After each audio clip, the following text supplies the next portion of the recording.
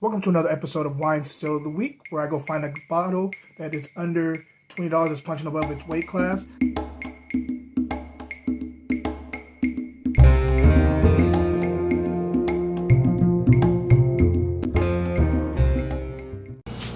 Hey, what's up, guys?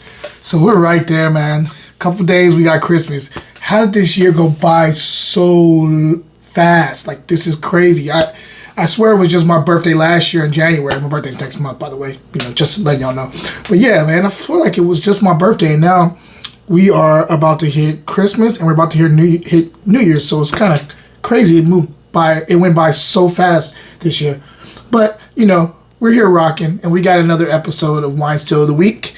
I cannot wait to get into this wine with you. Hope you guys are having a wonderful week, and I hope this is the perfect episode to get you into the weekend. And also, I hope you guys are having a wonderful year thus far. I look forward to doing my episodes next week, the final episodes of the year, and I'll get deeper into like what it's meant to me to have gone this far with both Wine Wednesday and Wine Still of the Week. But this episode, you're not here for that. You're here for the wine. So let's get into the wine. Today, we are talking about Michel Schlumberger Benchmark Wine Estate. This is the Gold Collection. Cabernet Sauvignon, and they're sourcing fruit from Santa Cruz Mountains. This is 2018. Hope you guys see that. These guys are relatively well known. I've had quite a bit of great wines from them. Dry Creek is a place that they source from. I believe they're sourcing some stuff again from Santa Cruz. But mostly it looks like they're sourcing from Dry Creek. So anyway, let's get right into this wine. Let's swirl it up a little bit because I literally just opened this up, so I don't even know what's going on. I hope this is a steal for you guys today. Let's get into it. On the nose. Wow, some dense, dark blackberries going on here. I'm also getting blueberries here too. There's also cassis and plum going on here too. There's like a hit of nutmeg here too. Like a little bit of a spice. It's kind of like also like damp earth, like after a fresh rain, and you're walking around in the forest or around trees, you get this kind of like damp, kind of earthy smell. That's what I'm getting right now. There's a little bit of like high cacao, like some dark chocolate, like really, really high cacao. I'm talking about like probably like 80% cacao and above, dark chocolate bitter going on the nose. And also like a little bit of a cherry spice. Let's go ahead and taste it and see if everything's translating to the palate, because on the nose it's quite complex.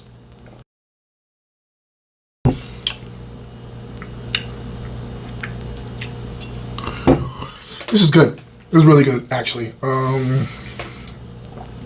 It's exceptional. And I think this thing could sit down for like another 10 years, easy. Taste a little bit more. This is delicious wine. It's mad complex in the mid palate.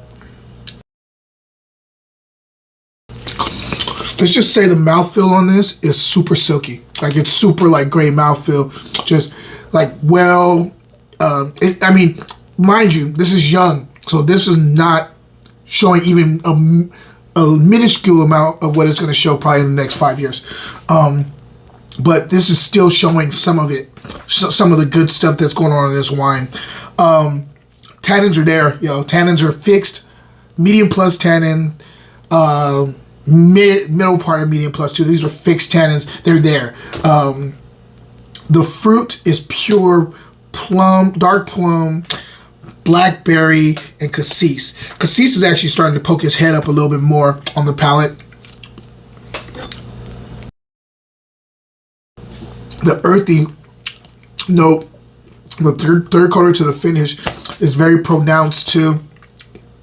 This thing is like, whoo, super dry and big, full body, like got hair on its chest, been in the forest for a little bit, like out in the forest, working, log work, whatever. I'm sorry, don't mind me. I've been working all day and I'm doing this on Thursday night at like 2 o'clock in the morning, so don't mind me with my descriptions. But yeah, it's like it reminds me of somebody who's like, got hair on their chest, been working, but then is in a suit, in a nice black suit, ready to go to a nice formal dinner.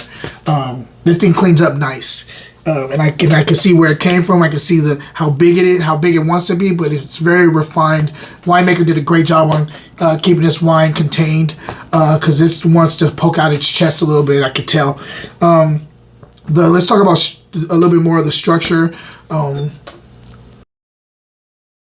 Wow, this is tannic. This is high tannic, man. I'm sorry, this is not medium plus. This is high. Acid is medium. Yeah, acid is medium. Finish is super long. There's like a bit of like that bitterness, that like bitter chocolate thing I was talking about. I'm definitely catching that on the finish now. This is a wonderful wine, and I'm honestly kind of taken aback by the quality here. And I'm going to go. Dang, don't want to really go that high, but I'm going to have to. I think. This is for all my folks that want to buy cheap and like sit on a wine who still agree with aging wine. This is the wine for you. Wine Still of the Week. We'll be right back. So this is It's a Vibe cookbook that we just published from Armando Tam, Chef Armando Tam, and we're talking about beef steak on this recipe. It's one of my favorites in the whole book. We are really enjoying what this is doing. Him with his food, Jayton Gunter with the wine pairings. Go check it out at grapesandsand.com. Cheers, guys. Now back to the show. I'm going to say this is 92 plus points. Yeah, I said it. 92 plus points. I haven't given the 92 in a minute. And where I found this, I got this at, yeah, you guessed it, grocery outlet. And I got it for $15. So this is a $14.99 wine, who's punching way above its weight class. This is a $60 bottle of wine in my opinion, if not more. And this is one you want to sit down. If I was you, if you're not going to buy a case, buy 2 bottles, one to sip, to try now so you can see where it is, and then the other to try like a few years from now, and then like come back to it and see if it, check your notes against each other. It's a wonderful wine, and I highly recommend it, guys. Again, this is Micho Schlumberger wine, Gold Collection, Benchmark Wine Estate, Cabernet Sauvignon, Santa Cruz Mountains, 2018. Just so you see that one more time. And yeah, guys, again, I hope you guys are having a wonderful week, and I hope this is the perfect episode to get you into the weekend once again. And question of the day, have you ever been to Santa Cruz for wine tasting? And if you have, what is your favorite winery or favorite tasting room over there in that area, Santa Cruz Mountains? Guys, until next time, cheers.